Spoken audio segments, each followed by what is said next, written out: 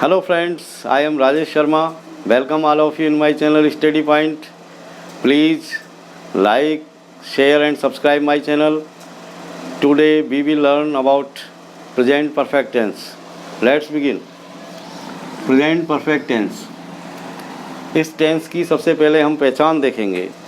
पहचान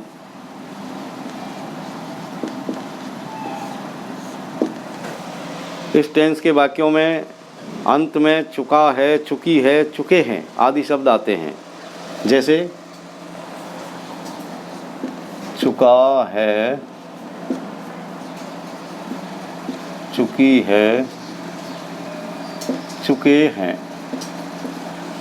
इसके अलावा आ की मात्रा, ई की मात्रा वाले शब्द भी आ सकते हैं. जैसे अंत में आ, या, ई, ए वाली मात्राओं वाले शब्द भी आ सकते हैं. उससे भी हम पहचान सकते हैं. We can identify that the given sentence is of present perfect tense. एक उदाहरण लीजिए आप. Take an instance. मोहन पहले ही अपना होमवर्क पूरा कर चुका है. जैसे एक सेंटेंस है. अब जब हम इस सेंटेंस को देखते हैं तो हम पाते हैं कि इसके अंत में चुका है शब्द आ रहा है. चुका है शब्द आ रहा है. इसका मतलब ये टेंस प्रेजेंट परफेक्ट टेंस का है. प्रेजेंट परफेक्ट टेंस का है. इसलिए जब हम इसको बनाते हैं, when we translate Hindi sentences into English, we use a formula and the formula is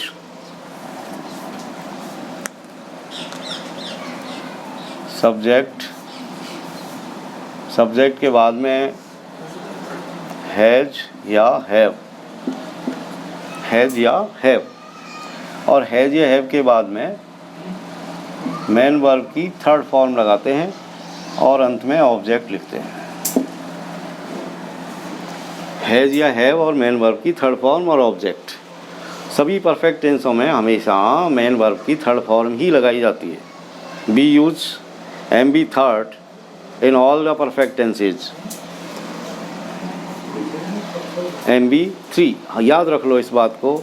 perfect tense में हमेशा वर्ब की थर्ड फॉर्म काम में आती है, चाहे टेंस कोई सा भी हो, चाहे वो प्रेजेंट परफेक्ट टेंस हो, पास्ट परफेक्ट टेंस हो या फ्यूचर परफेक्ट टेंस हो.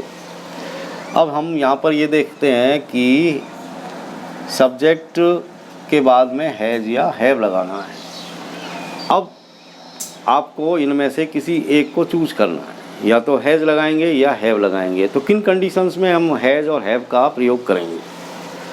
तो यदि आपका subject he, she, it, name या सिंगुलर नंबर है तो हम हैज लगाएंगे. सब्जेक्ट इनमें से यदि कोई भी है, ही है, सी है, इट है, नेम है या सिंगुलर नाउन है, we use has with subject. And if your subject is I, we, you, they या प्लूरल नंबर है,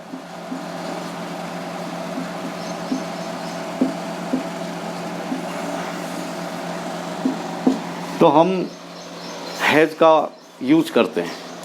अब हम इस सेंटेंस को ट्रांसलेट करेंगे इंग्लिश के अंदर. तो जैसा कि हमारा ये फार्मूला कह रहा है कि सबसे पहले first of all you write subject and Mohan is the subject of this sentence. तो we write Mohan in affirmative sentences Mohan, अब मोहन के बाद में हमको या तो हैज या हैव, हमारे पास ये ऑप्शन है, या तो हैज लगाएंगे या हैव लगाएंगे। और जैसा कि मैं आपको पहले ही बता चुका हूँ कि यदि subject he she it name या सिंगुलर नंबर, नेम मतलब नाम हो किसी का, मोहन एक नाम है तो हमको लगाएंगे हैज, तो मोहन हैज। अब आपको करना है MB थर्ड, मेन वर्ब की थर्ड फॉर्म यूज़ करनी है। अब इसमें आप देखिए कि मेन वर्ब क्या है।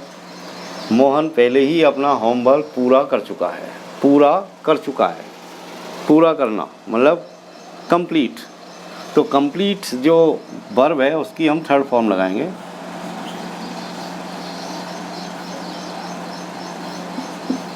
कंप्लीटेड। अब इसमें पहले ही शब्द और आ रहा है, पहले ही, तो पहले ही को हम हैज़ और कंप्लीटेड के बीच में रखेंगे, यानी हैज़ के तुरंत बाद ही पहले ही की इंग्लिश लिखेंगे। जैसे मोहन हैज़ ऑलरेडी, पहले ही मतलब ऑलरेडी, तो यहाँ पर हम ऑलरेडी शब्द काम में लेंगे, already, already,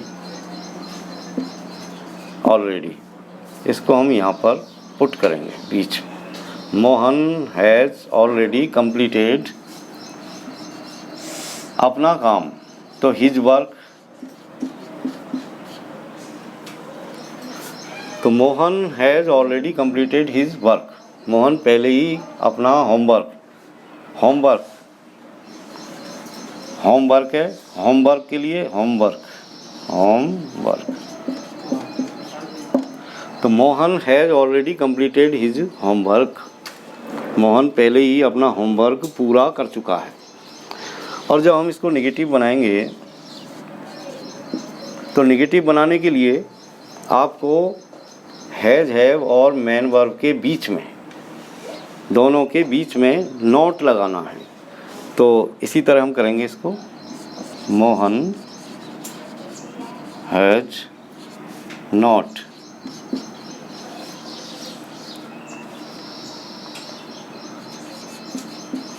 already completed his homework, full stop. अब हम इसका इंटरोगेटिव जब सेंटेंस बनाएंगे तो हैज़ या हैव को सब्जेक्ट से पहले, वी पुट हैज़ और have before subject, interrogative sentence. तो यहाँ पर ये हैज़ है तो हम हैज़ को पहले लिखेंगे, हैज़ मोहन ऑलरेडी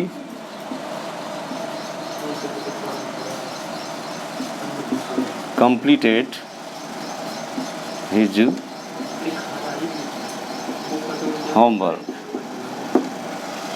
अब ऐसे कौन कौन से एडवर्ब्स हैं जो इस बात को डिफाइन करते हैं, एंश्योर करते हैं that the given sentence is of present perfect tense. तो ऐसे कुछ एडवर्ब्स हैं इस टेंस को शो करने वाले, और वो हैं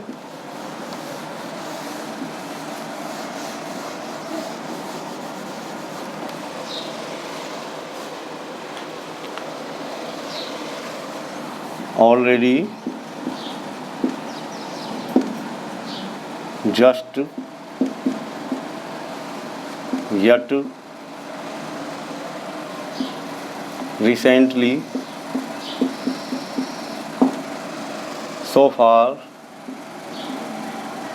तो ये कुछ एडवर्ब्स हैं जो ये इंडिकेट करते हैं कि दिया हुआ सेंटेंस प्रेजेंट परफेक्ट टेंस का है। यदि किसी सेंटेंस के अंदर इनमें से कोई एक एडवर्ब आ रहा है तो हम ये मान के चलेंगे that the given sentence is of present perfect tense, already, just, yet, recently, so far. इस टेंस की सबसे बड़ी विशेषता ये है कि इसके अंदर कार्य की पूर्णता का बोध होता है।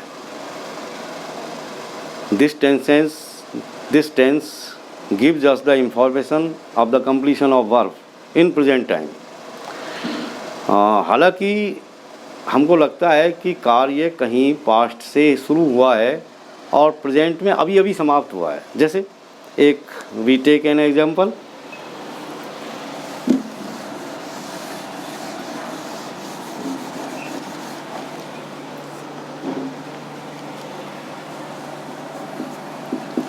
he has just gone out. He has just gone out.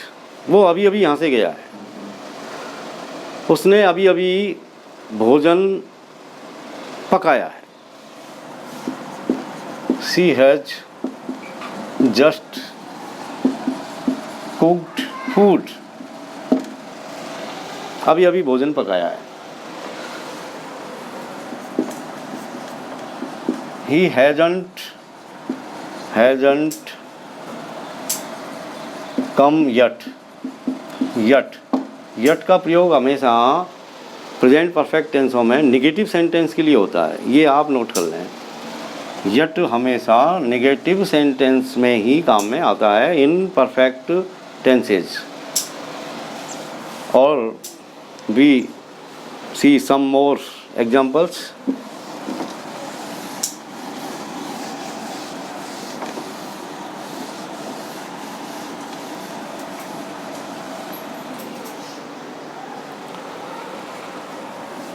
जैसे वो अभी अभी कोरोना बीमारी से मुक्त हुआ है। एक सेंटेंस देखिए,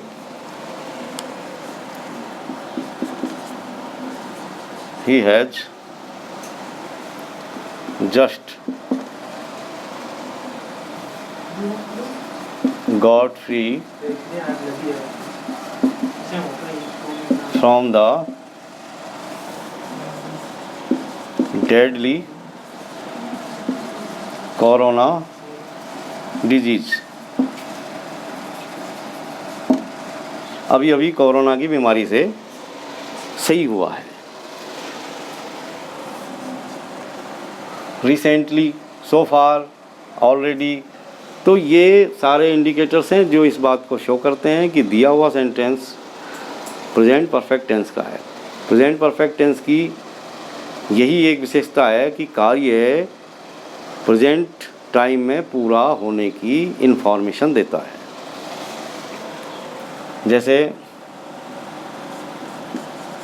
दे हैव 150 सीट्स सो फार। अब तक उनने 50 सीटें जीत ली है। तो इस तरीके से हम प्रेजेंट परफेक्ट टेंस के वाक्यों का निर्माण कर सकते हैं, उनको पहचान सकते हैं और उनका निर्माण करके अपने ज्ञान का वर्धन कर सकते हैं। Please join my channel, keep watching and thank you a lot.